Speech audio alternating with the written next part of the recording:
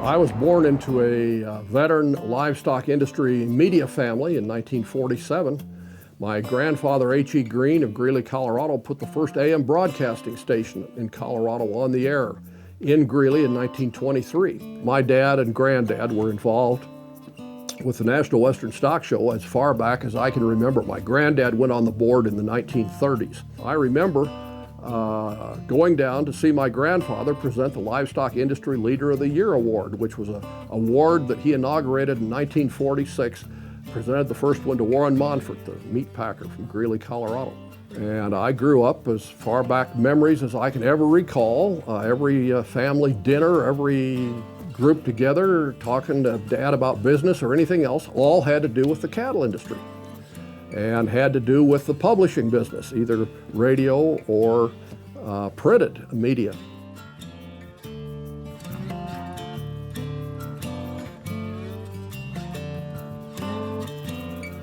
Yeah, see, this is before the Denver market closed, so that's Denver Livestock Exchange, Denver Union Stockyards Company.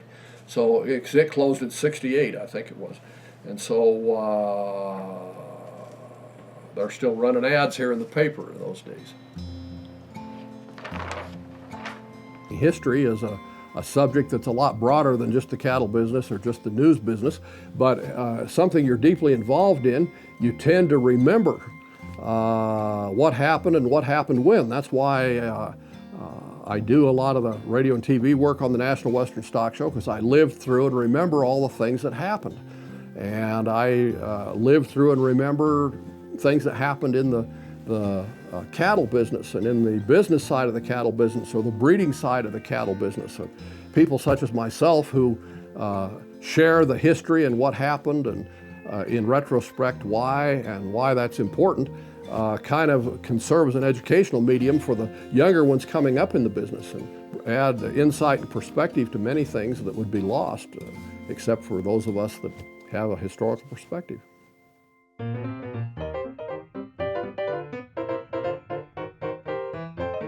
For many of the years, we had a old-time banging, clanging linotype machine that ran on a phone line, an agent of the U.S. Department of Agriculture, and we'd run 2 or 3 massive rolls of paper a day through there. Every cattle market in America, all the sheep, livestock things, news stories, everything. And so we always called it, ripping the wire. You'd tear up all those stories and had a bunch of boxes and you'd file them away according to what the subject of the story was. All the cattle markets went in one box, and news stories on cattle went in another box. National agriculture news stories about the U.S. Department of Agriculture went in another box. And so each morning you would so-called rip the wire, go through all the stuff that had run over the previous day and over all night, and get all that stuff filed away and kind of read the ones that were of interest in order to keep up with what was going on in the business.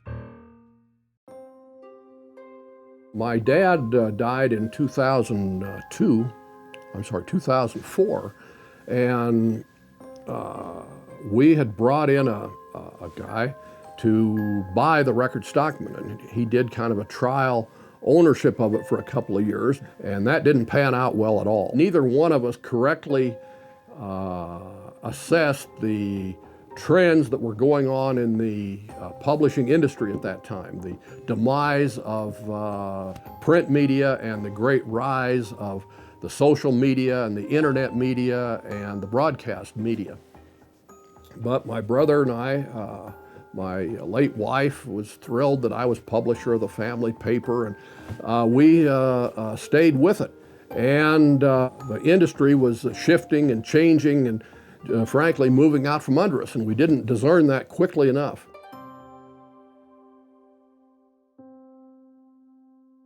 My entire career was in the livestock and the cattle industry, and I have a great love for the livestock and cattle industry.